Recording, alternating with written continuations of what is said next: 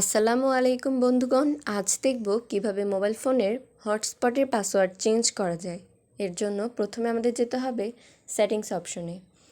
এখানে আসলে network and internet নামে একটি অপশন রয়েছে, সেখানে ক্লিক করতে হবে।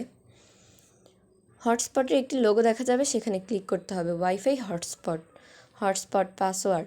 এখানে ক্লিক করলে মোবাইল ফোনের বর্তমানে যে হটস্পটের পাসওয়ার্ডটি রয়েছে সেটি শো করবে। এখন আমি এটি চেঞ্জ করে দেখাবো। এখানে আমি 1 থেকে 8 পর্যন্ত পাসওয়ার্ড সেট করলাম। এটি কমপক্ষে 8 ডিজিটের দিতে হবে। ওকেতে ক্লিক করলেই আমাদের হটস্পটের পাসওয়ার্ড চেঞ্জ হয়ে যাবে।